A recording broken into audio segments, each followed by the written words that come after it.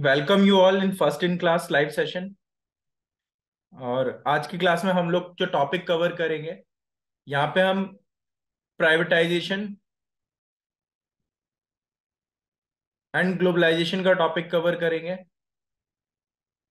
Last class में जो हम लोगों ने ऑलरेडी कवर कर चुके हैं, वो हम लोग कवर कर चुके हैं लिबरलाइजेशन।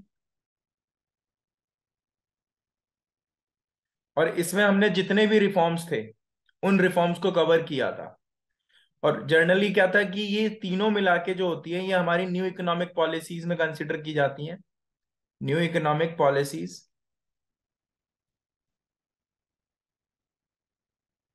जो कि 1991 में एग्जीक्यूट की गई थी।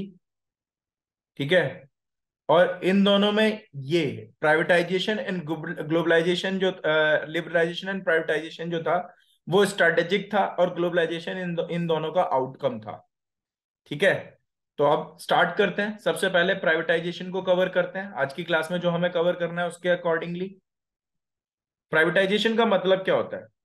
देखो, प्राइवेटाइजेशन का मतलब बहुत बेसिक से समझो कि हमें है ना, इसके लिए ना चैप्टर नंबर 2 में जाना पड़ेगा, जहां पे हमने इकोनॉमिक पॉलिसीज 1951 टू 1990 तक का, या 1991 तक का हम लोगों ने स्टडी किया है।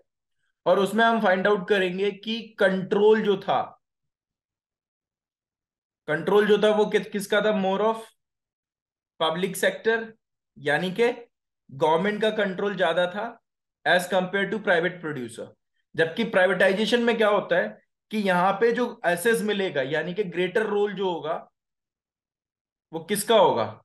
ग्रेटर रोल होगा प्राइवेट प्रोड्यूसर्स का या प्राइवेट सेक्टर का।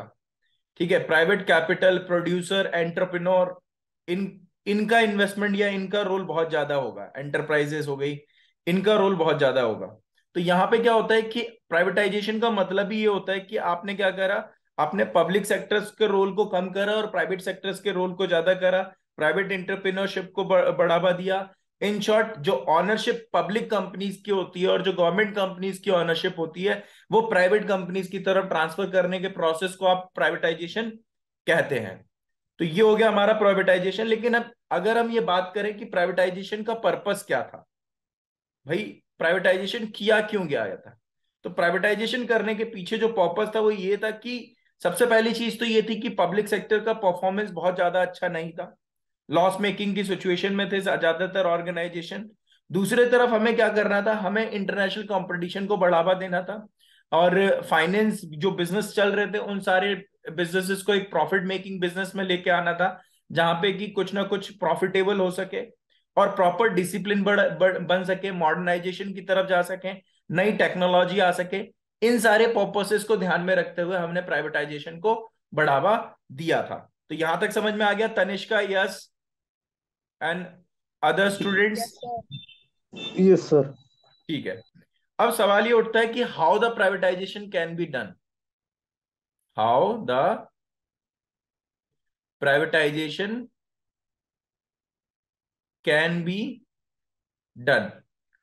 अब प्राइवेटाइजेशन कैसे हो सकता है? इसमें सबसे पहला तरीका तो प्राइवेटाइजेशन ही है।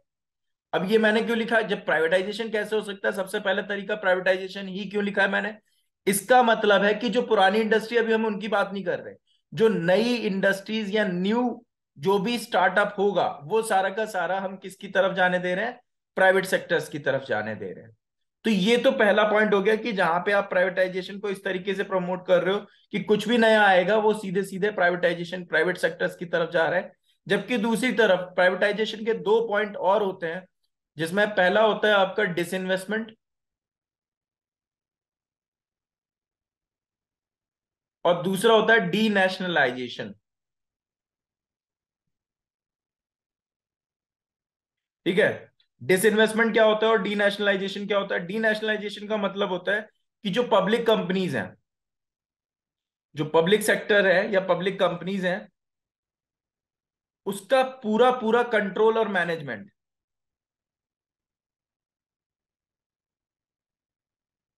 ये किसको दे दिया जाए? Transfer to private sector. इसको आप प्राइवेट सेक्टर की तरफ ट्रांसफर कर देते हैं, तो ये आपका क्या कहलाता है? ये आपका डीनेशनलाइजेशन कहलाता है। जबकि इसमें क्या कर रहे होते हो, डिसइन्वेस्टमेंट में क्या कर रहे होते हो कि यहां पे आप क्या कर रहे होते हो कि कुछ इक्विटी सेल कर देते हो। इक्विटी सेल कर देते हो तो उससे क्या होता है, वो आपका डिसइन्वेस्टमेंट कहलाता है। भाई कोई भी कंपनी है जिसने अपने, मान लो पब्लिक कंपनी, उसने अपने 10% इक्विटी शेयर्स मार्केट में सेल आउट कर दिए, तो ये डिसइन्वेस्टमेंट कहलाएगा। ठीक है Tanishka and Yash and other students? Yes sir. ठीक है, यश समझ में आया? हाँ जी सर। ठीक है। अब देखो डिसइन्वेस्टमेंट जो है ना, वो हमारा दो टाइप का होता है। एक डिसइन्वेस्टमेंट जो होता है वो होता है माइनॉरिटी सेल, और दूसरा होता है हमारा स्ट्रेटेजिक सेल।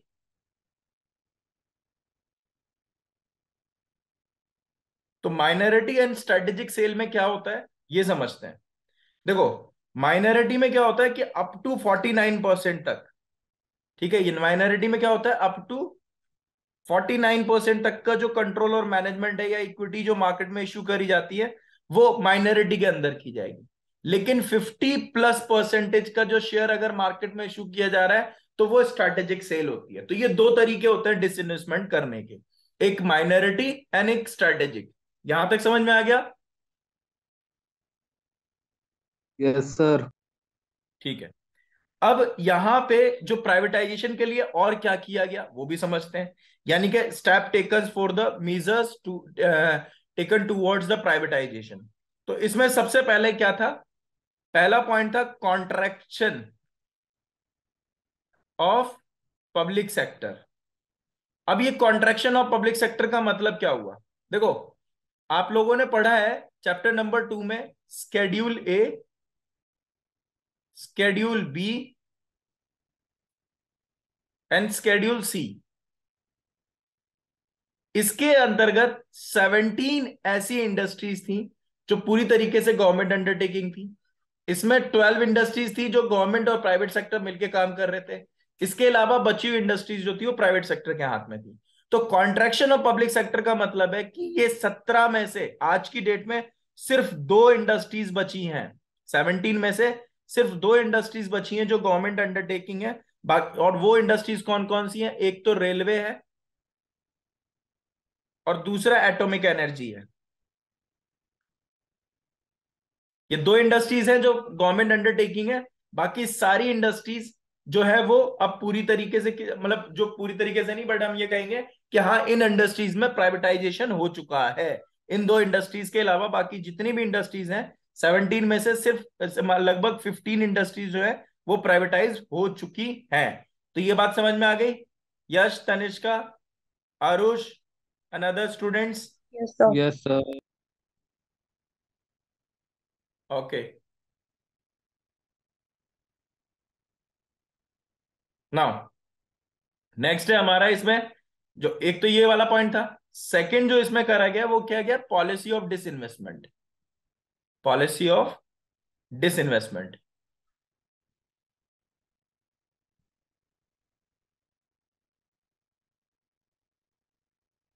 ठीक है, अब पॉलिसी ऑफ डिसइन्वेस्टमेंट में क्या है, जो गवर्नमेंट ने अपनी स्ट्रैटेजिक और माइनॉरिटी दोनों ही सेल के तरीके को एग्जीक्यूट किया और उससे डिसइन्वेस्टमेंट करना स्टार्ट किया। यानी कि कुछ इंडस्ट्रीज ऐसी जिनमें 49% तक या 49% से नीचे तक के शेयर सेल करें, और कुछ इंडस्ट्रीज ऐसी जिसमें 50% से ज्यादा के शेयर मार्केट में सेल कर दिए। इसके अलावा नेक्स्ट तरीका होता है, थर्ड तरीका होता है एमओयू, और ये कहलाता है memorandum of understanding. Memorandum of understanding.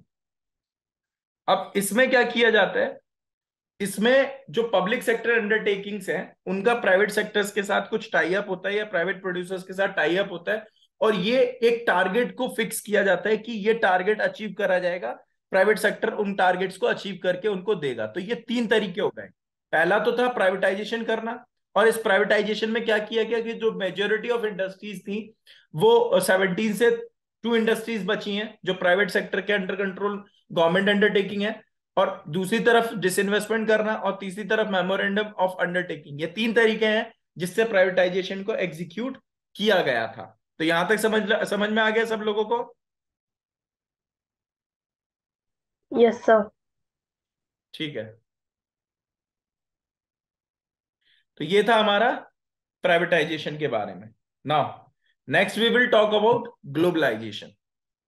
अब जो हम डिस्कशन करेंगे वो हम करेंगे ग्लोबलाइजेशन के बारे में। अब ग्लोबलाइजेशन का मतलब क्या होता है भाई? अगर आप किसी भी चीज पर डील कर रहे हो और आप अगर सिर्फ अपने देश के अंदर ही सब कुछ कर रहे हो तो आप इंटरनल लेवल पे डील कर रहे हो, आप इंटरनेशनल लेवल पे डील नहीं कर रहे हो।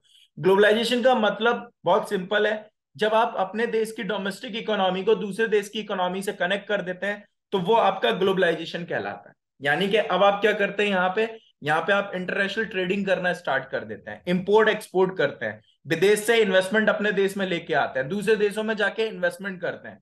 ये सारा का सारा क्या कहलाता है?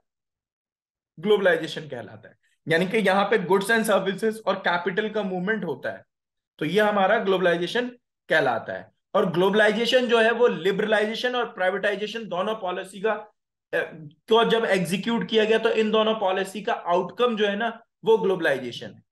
तो ये बात समझ में आ गई तनिष्का, आरुष? Yes sir. ठीक है, अब अगर हम बात करें मीजर्स क्या लिए गए, policy measure taken towards globalization, तो इसको आप ऐसे याद रख लेना। जो मीजर्स लिए गए हैं वो है ABC, और डी मिसिंग है EF। ABCEF। अब ए का मतलब क्या है? ए का मतलब है ऑटोमेटिक परमिशन। ये ऑटोमेटिक परमिशन का मतलब क्या हुआ? एक टर्म यूज होता है हाई प्रायोरिटी इंडस्ट्रीज। क्या? High priority industry. अब जो हाई प्रायोरिटी इंडस्ट्रीज है ये कौन सी इंडस्ट्रीज होती हैं? जिन इंडस्ट्रीज में 1 करोड़ रुपीस तक का इन्वेस्टमेंट होता है, जिन इंडस्ट्रीज में 1 करोड़ तक का इन्वेस्टमेंट होता है वो आपकी हाई प्रायोरिटी इंडस्ट्रीज की कैटेगरी में कंसीडर की जाती है। तो जो हाई प्रायोरिटी इंडस्ट्रीज थी उनके उनको क्या बोलते हैं? ऑटोमेटिक परमिशन मिल गई थी। यानी कि हाई प्रायोरिटी इंडस्ट्रीज में जो विदेशी इन्वेस्टमेंट है वो 51% तक फॉरेन इक्विटी का, यानी कि विदेशी इन्वेस्टमेंट आपके देश में 51% तक हाई प्रायोरिटी इंडस्ट्रीज में अवेल करा दिया गया।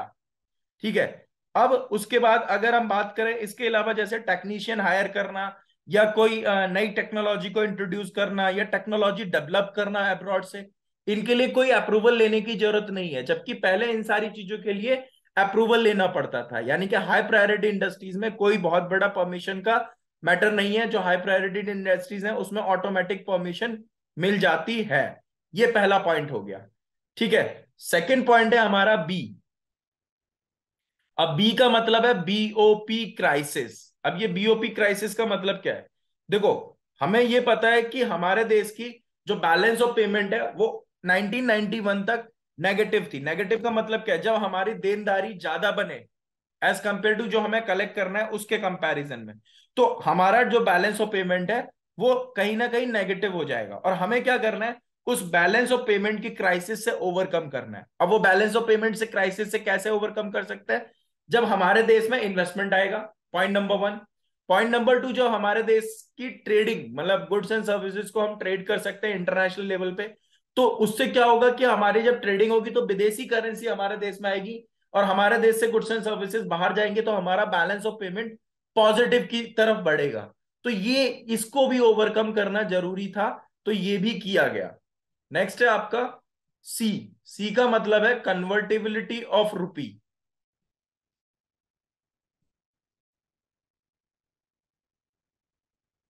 रुपी का मतलब यहां पे इंडियन रुपीज का है। ठीक है, अब हमने क्या किया, ये एक एक प्रॉपर यूनियन बजट पास किया गया 1992-93 में, जहां पे हमारी करेंसी को इंडियन रुपीज को कन्वर्टेबल करा गया पार्शली। और फिर 93-94 में हमारी करेंसी जो इंडियन करेंसी थी वो फुल्ली कन्वर्टेबल थी। यानी कि हम जैसे दूसरे देशों की करेंसी इंटरनेशनल मार्केट में ट्रेडिंग के तौर पे यूज की जाती है, वैसे हमारी करेंसी की भी एक वैल्यूएशन होगी और वो उसको भी कन्वर्टेबल रखा जाएगा। तो ये तीन तरीके थे एबीसी। उसके बाद ई की बात करते हैं। ई का मतलब है export import policy. Export import policy. अब ये एक्सपोर्ट इंपोर्ट पॉलिसी में क्या किया गया ये समझते हैं। देखो यहां पे सबसे पहली चीज तो ये है कि गवर्नमेंट ने एक्सपोर्ट इंपोर्ट पॉलिसी अनाउंस की, और इस एक्सपोर्ट इंपोर्ट पॉलिसीज में क्या किया गया कि जो एक्सपोर्ट इंपोर्ट पे ट्रेड बैरियर्स थे उन ट्रेडिंग बैरियर्स को कम किया गया या खत्म कर दिया गया।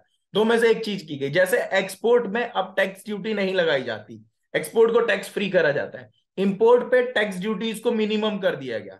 तो ये चीज है। दूसरी चीज, इंपोर्ट एक्सपोर्ट के लिए पहले लाइसेंस लेना पड़ता था, अब लाइसेंस लेने की जरूरत नहीं है। तो बिना लाइसेंस के भी इंपोर्ट एक्सपोर्ट की ट्रेडिंग की जा सकती है। तो ये हो गया हमारा ई। एंड नेक्स्ट है हमारा एफ। एफ का मतलब है फेमा इन प्लेस ऑफ फेरा।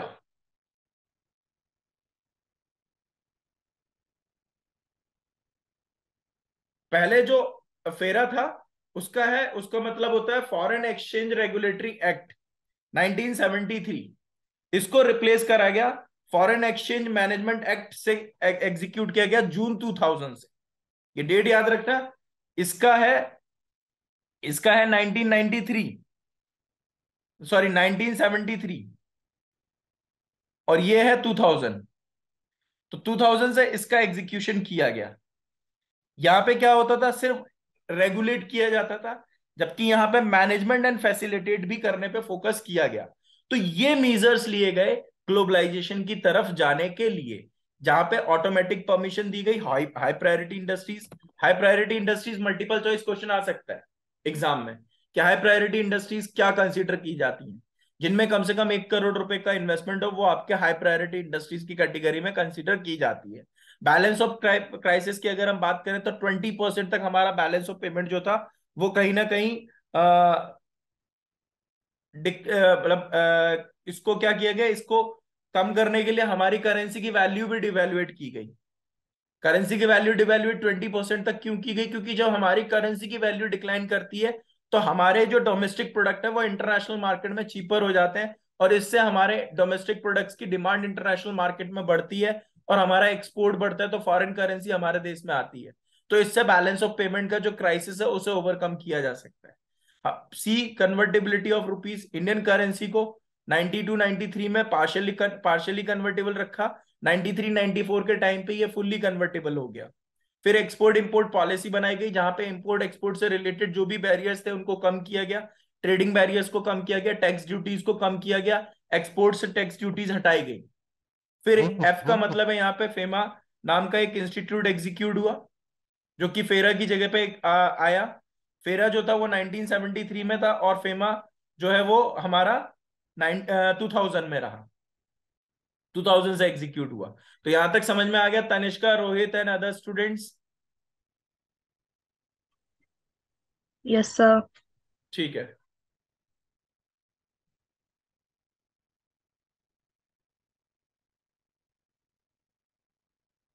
नाउ अब देखो, कुछ पॉजिटिव कुछ नेगेटिव पॉइंट्स हैं अबाउट ग्लोबलाइजेशन।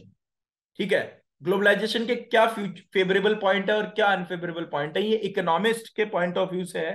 तो सबसे पहले जो फेवरेबल पॉइंट है, यानी कि ग्लोबलाइजेशन के फेवर और अगेंस्ट। तो अगर हम फेवर की बात करें तो फेवर का पहला पॉइंट क्या है? पहला पॉइंट है आपका बेटर फ्यूचर पर्सपेक्ट। Better future पर्सपेक्ट। अब ये बेटर फ्यूचर पर्सपेक्ट का मतलब क्या है? भाई आप कोई भी चीज प्रोड्यूस कर रहे हो, अब जब आप उस चीज को प्रोड्यूस कर रहे हो तो आप मान लो कि आपने डोमेस्टिक लेवल पे अपने मार्केट को पूरी तरीके से कवर कर लिया है। अब आपको अपने बिजनेस वॉल्यूम को बढ़ाना है, तो आप क्या करोगे? आप इंटरनेशनल मार्केट में जब जाओगे तो अपने बिजनेस को बड़े लेवल पे एक्सपेंड कर सकते हो। तो ये पहला पॉइंट है। सेकेंड पॉइंट है एडवांस्ड टेक्नोलॉजी। जब आप ग्लोबलाइज्ड हो जाते हो तो आपके बिजनेस को, आपके ऑर्गेनाइजेशन को, आपके कंट्री को नई नई टेक्नोलॉजीज मिलती है जो बहुत ज्यादा एडवांस्ड होती हैं। एंड थर्ड पॉइंट है greater access to global market.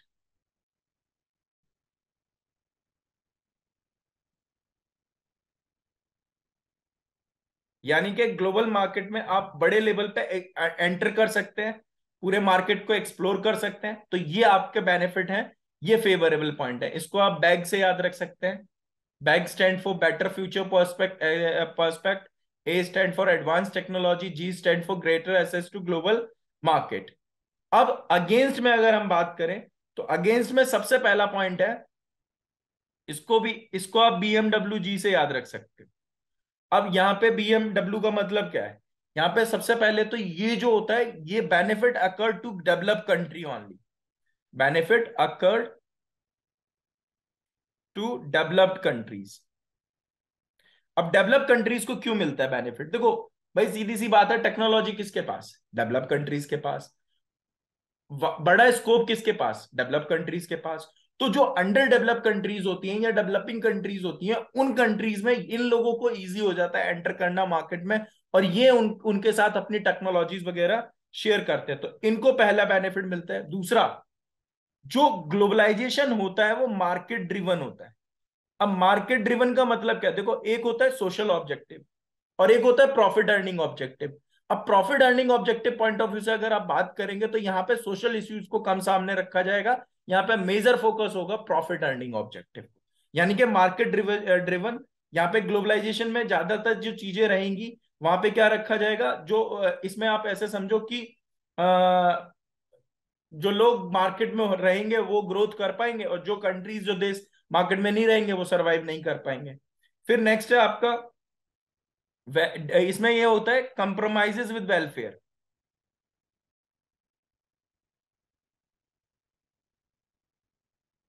ठीक है, जैसे यहां पे अगर हम बात करें, अभी जब मैंने आपके साथ पॉइंट्स डिस्कस करे हैं, लास्ट चैप्टर में भी मैंने डिस्कस करा है, तो इंडस्ट्रियल सेक्टर को ग्रोथ करने की बात की गई है। यहाँ पे ट्रेडिंग के को ग्रोथ करने की बात करी गई है। यहाँ पे इंपोर्ट एक्सपोर्ट को बढ़ाने की बात की गई है। लेकिन कहीं पर भी एग्रीकल्चर सेक्टर्स की डेवलपमेंट की बात नहीं करी गई है। कहीं पर भी एजुकेशन की बात नहीं करी गई है, हॉस्पिटलिटी की बात नहीं करी गई है। तो ये थोड़े से चैलेंजिंग पॉइंट रहते हैं। और यहाँ पे है ना, ये ग्रोथ जो है वो लिमिटेड रह जाता है। जी जो है वो क्या रहता है? लिमिटेड ग्रोथ रहेगा। कुछ स्पेसिफिक सेक्टर्स पे ही इनका फोकस रहेगा, बहुत ज्यादा बड़े सेक्टर्स पे इनका फोकस नहीं रहेगा। तो ये हो गए हमारे ग्लोबलाइजेशन के अगेंस्ट वाले पॉइंट। यहां तक सब लोगों को समझ में आ गया? तनिष्का एंड रोहित, ना? अब इस चैप्टर से एक इंपॉर्टेंट पॉइंट और है जो आपके सिलेबस का पार्ट है, वो है WTO।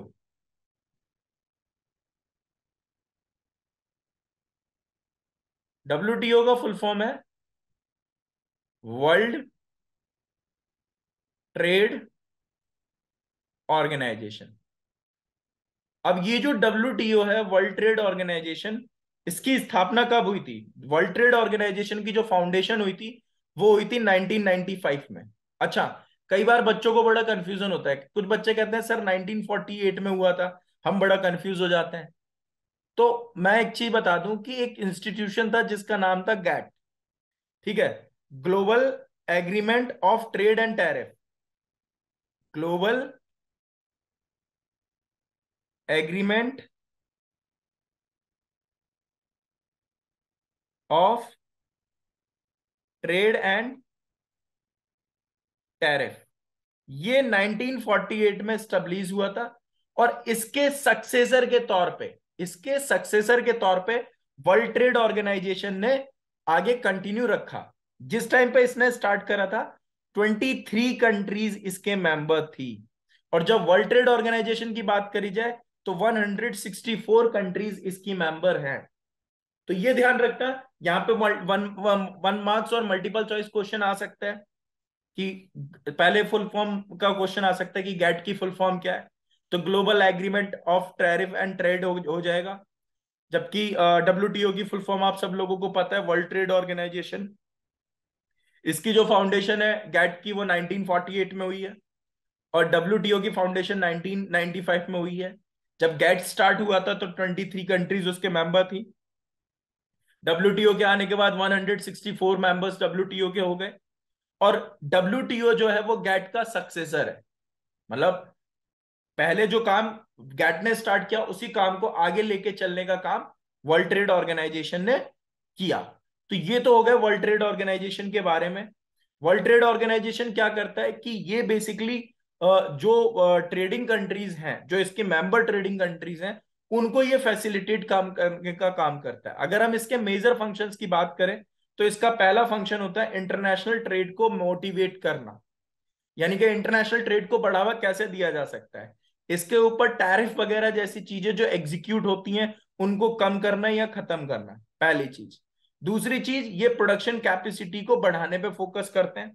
जो भी मेंबर कंट्रीज हैं, उन कंट्रीज की जो भी प्रोडक्शन कैपेसिटीज है, उनके पास जो भी रिसोर्सेज है, उन रिसोर्सेज का ऑप्टिमम यूटिलाइजेशन करके ज्यादा से ज्यादा प्रोडक्टिविटी पे फोकस किया जाता है। सेकेंड, नेक्स्ट पॉइंट है एनवायरमेंट प्रोटेक्शन पे इनका फोकस होता है। ये कुछ पॉलिसीज बनाते हैं, कुछ तरीके अपनाते हैं जिससे एनवायरमेंट प्रोटेक्शन की तरफ बढ़ा जा सके। फिर लास्ट, जितनी भी मेंबर कंट्रीज हैं वो जो जो WTO की मेंबर कंट्रीज हैं, 164 मेंबर कंट्रीज की हमने बात करी, इन कंट्रीज को आपस में बहुत ज्यादा ग्लोबल लेवल पे आपस में एक दूसरे के साथ मार्केट में एंटर करना, एसेस करना पॉसिबल हो पाता है। तो ये बेनिफिट होते हैं। अब एक सवाल ये आता है कि क्या इंडिया को WTO का मेंबर होना चाहिए या नहीं होना चाहिए। तो देखो, अगर हम बात करें कि क्या पॉइंट है, हम दोनों पॉइंट की बात करेंगे कि क्यों मेंबर होना चाहिए और क्यों नहीं होना चाहिए। तो देखो, सबसे पहली चीज तो ये याद रखना कि WTO की जितनी भी मेंबर कंट्रीज हैं, इसमें जो WTO का एक्चुअल में मेन बेनिफिट मिल पाता है वो हमेशा डेवलप कंट्रीज को मिलता है, क्योंकि डेवलप कंट्रीज के पास बहुत कुछ होता है और वो क्या करता है, major volume of international trading generate कर पाते हैं। ये पहला बेनिफिट। दूसरा ये है कि जो डेवलपिंग कंट्रीज हैं और एक तरफ डेवलप कंट्रीज है, जो डेवलप कंट्रीज हैं वो डेवलपिंग कंट्रीज के साथ ट्रेड चीटिंग एग्जीक्यूट, मतलब गलत तरीके से डील करना, अनफेयर ट्रेड प्रैक्टिसेस का एग्जीक्यूशन कर लेते हैं और डेवलपिंग कंट्रीज उनका बहुत ज्यादा कुछ नहीं बिगाड़ता। बट स्टिल इंडिया को फिर भी WTO का मेंबर रहना चाहिए। पहली चीज तो ये है कि ये हमारे देश की नेशनल इकोनॉमी के पॉइंट ऑफ व्यू से अगर हम देखें तो बेनिफिशियल है, क्योंकि हमारे देश की जो नेशनल इकोनॉमी है वो दूसरे देश की नेशनल इकोनॉमी से, दूसरे देश की इकोनॉमी से कनेक्टेड होगी। दूसरी चीज, हमारे जितने भी मेंबर कंट्रीज हैं, जैसे इंडिया अगर मेंबर कंट्री है तो इंडिया बाकी 163 कंट्रीज के साथ ट्रेडिंग कर पाएगी, तो एक नया मार्केट मिल पाएगा। फिर इसके थ्रू टैरिफ वगैरह, जो ट्रेड एंड टैरिफ वगैरह जो होते हैं, जैसे इंपोर्ट एक्सपोर्ट पे टैक्स ड्यूटीज लगती है, अब यहाँ पे WTO है तो दूसरी मार्केट में, अब जैसे फॉर एग्जांपल अगर हम अपने कोई चीज को एक्सपोर्ट कर रहे हैं दूसरी कंट्रीज में, तो वो लोग इंपोर्ट कर रहे हैं, तो वहां की कंट्रीज के की जो गवर्नमेंट है वो अपने इंपोर्ट पे टैक्सेशन लगा सकती है। तो वो उस चीज को एलिमिनेट करके वो क्या करेंगे, जब टैक्स ड्यूटीज वगैरह टैरिफ वगैरह कम होगा तो हम इजीली मार्केट में एक्सेस कर पाएंगे। तो ये बेनिफिट है और इन्हीं रीजंस के वजह से हमें जो वर्ल्ड ट्रेड ऑर्गेनाइजेशन है उसका मेंबर हमारी कंट्री को रहना चाहिए। तो ये वर्ल्ड ट्रेड ऑर्गेनाइजेशन से रिलेटेड क्वेश्चंस आ सकते हैं कि WTO क्या है, वर्ल्ड ट्रेड ऑर्गेनाइजेशन में कितने मेंबर्स हैं, वर्ल्ड ट्रेड ऑर्गेनाइजेशन की हिस्ट्री और फंक्शनिंग पूछी जा सकती है, क्या पर्पसेस हैं जिनके वजह से वर्ल्ड ट्रेड ऑर्गेनाइजेशन वर्किंग है।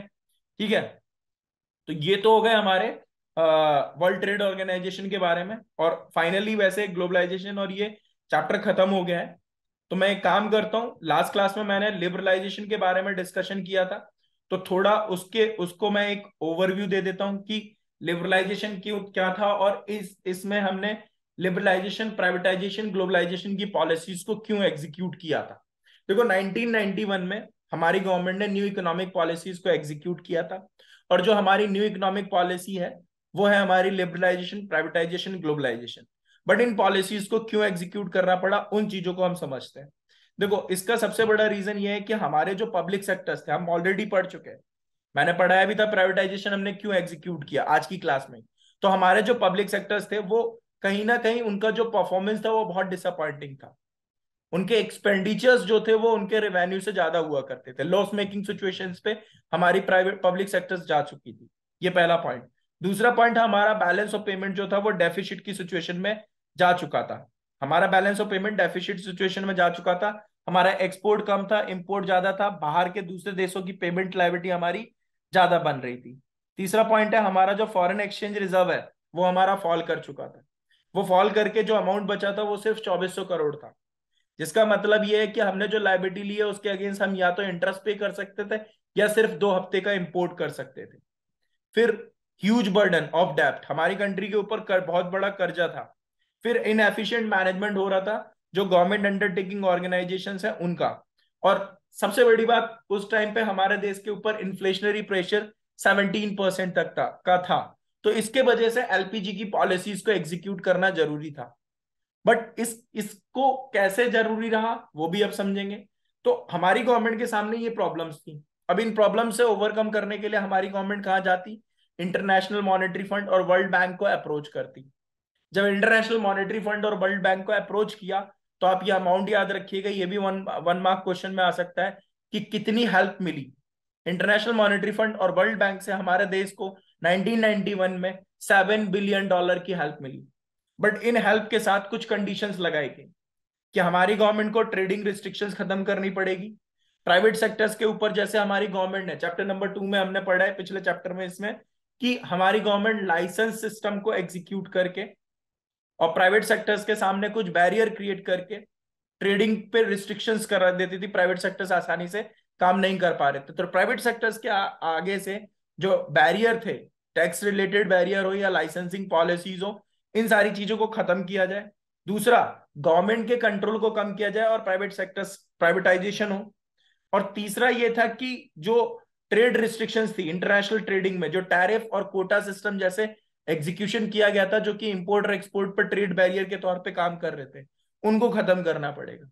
तो हमारी गवर्नमेंट इन कंडीशंस पे एग्री होती है और वो $7 बिलियन का लोन लेने के बाद इन पॉलिसीज को स्टार्ट करती है। तो ये जो 3 पॉलिसीज थी वो लिबरलाइजेशन, प्राइवेटाइजेशन एंड ग्लोबलाइजेशन थी, जिसमें अगर हम बात करें, मैं बार बार बोल रहा हूं, फिर से बोल रहा हूं, 1 मार्क में ये क्वेश्चन आने के चांसेस बनते हैं इसलिए बोल रहा हूं। लिबरलाइजेशन और प्राइवेटाइजेशन ये दोनों स्ट्रैटेजिक थे और इसका जो आउटकम था वो ग्लोबलाइजेशन था। तो एग्जाम में आ सकता है कि which one of the following is the globalization of other two is the outcome of other two strategies. तो आंसर होगा ग्लोबलाइजेशन। नेक्स्ट, अब यहाँ पे जो न्यू इकोनॉमिक पॉलिसीज एग्जीक्यूट कर दी गई, तो इसमें लिबरलाइजेशन का मतलब क्या हुआ? लिबरलाइजेशन का मतलब हो गया फ्रीडम, यानी कि जहां जहां से हम बैरियर को खत्म कर सकते थे हम वहां वहां से ट्रेड बैरियर्स को खत्म करेंगे। कैसे? तो हमने इंडस्ट्रियल पॉलिसी रिजोल्यूशन, अगर हम बात करें इंडस्ट्रियल पॉलिसी रिजोल्यूशन 1956 की बात कर रहे हैं, वहां पे हमने कुछ चीजें schedule A, schedule B, schedule सी के अंतर्गत और लाइसेंसिंग सिस्टम का एग्जीक्यूशन कर रखा था। तो अब यहाँ पे लिबरलाइजेशन में हमने क्या करा? इंडस्ट्रियल सेक्टर रिफॉर्म एग्जीक्यूट किया और वहां पे लाइसेंसिंग सिस्टम को खत्म किया है। कुछ इंडस्ट्रीज आज भी हैं जिनमें लाइसेंस कंपलसरी है, जैसे हम बात करें लिकर के लिए लाइसेंस कंपलसरी है, ठीक है। इक्विपमेंट बनाने वाले, डिफेंस इक्विपमेंट बनाने वाली इंडस्ट्रीज, यहाँ पे लाइसेंस कंपलसरी है। तो कुछ जगह पे लाइसेंस कंपलसरी है बट हर इंडस्ट्री में लाइसेंस अब कंपलसरी नहीं है। ये पहली चीज हो गई। दूसरी चीज ये थी कि पब्लिक सेक्टर के रोल को कम किया गया। पब्लिक सेक्टर के रोल को कम करने का मतलब है कि पहले 17 इंडस्ट्रीज थी जो गवर्नमेंट पब्लिक सेक्टर अंडरटेकिंग थी, अब वो बाद में प्राइवेटाइज हो गई और 2 इंडस्ट्रीज बची है जो प्राइवेट सेक्टर के हाथ में है। फिर डी रिजर्वेशन कर दिया गया। डी रिजर्वेशन का मतलब क्या है? चैप्टर नंबर 5 में पढ़ेंगे कि चैप्टर नंबर 2 में पढ़ेंगे, जो हमने पिछला चैप्टर पढ़ा है उसमें हम ये पढ़ेंगे कि जो हमारी स्मॉल स्केल इंडस्ट्रीज थी वो 5 लाख रुपए तक की इन्वेस्टमेंट वाली इंडस्ट्रीज जो थी वो स्मॉल स्केल इंडस्ट्रीज की कैटेगरी में आती थी। प्लस स्मॉल स्केल इंडस्ट्री जिन प्रोडक्ट्स में डील करती थी वो इंडस्ट्रीज के प्रोडक्ट उन्हीं के लिए रिजर्व हो पाते थे, कोई दूसरी इंडस्ट्रीज उनको कंपटीशन नहीं दे सकती थी।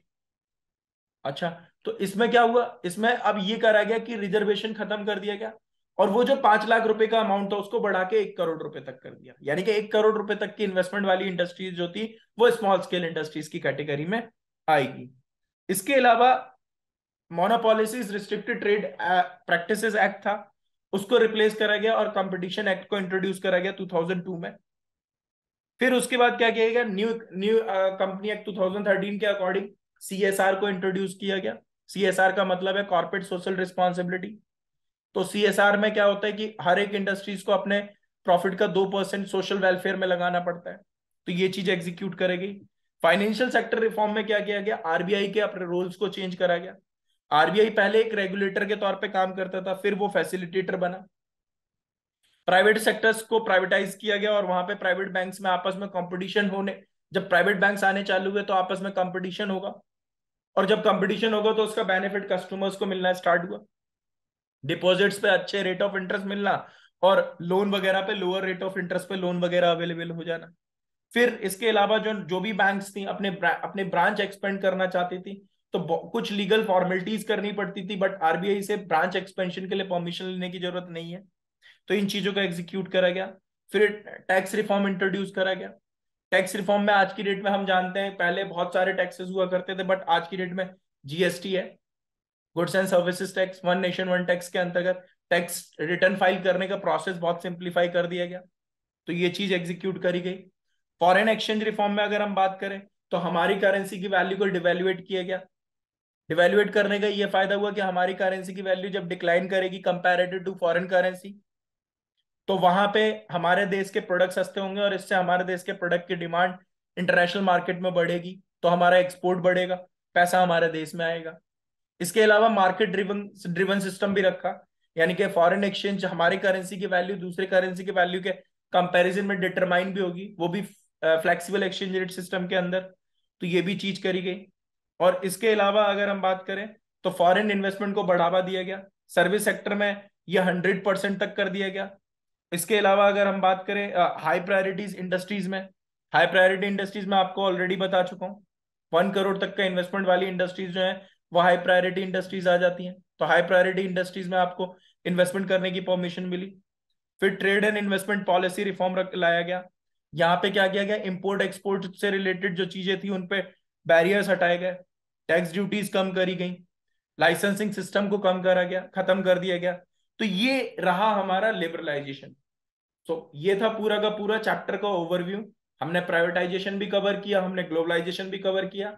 लास्ट क्लास आप में से जिन लोगों ने नहीं ज्वाइन करी थी, तो मैंने एक रैपिड रिव्यू दे दिया वो लास्ट क्लास का भी। ठीक है तनिष्का, यस सर। कुछ पूछना है आज की क्लास का या कोई रिलेवेंट टॉपिक से रिलेटेड? No sir. रोहित आपको?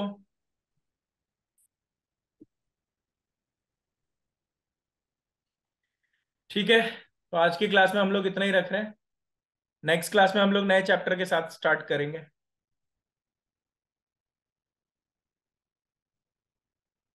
You guys can leave.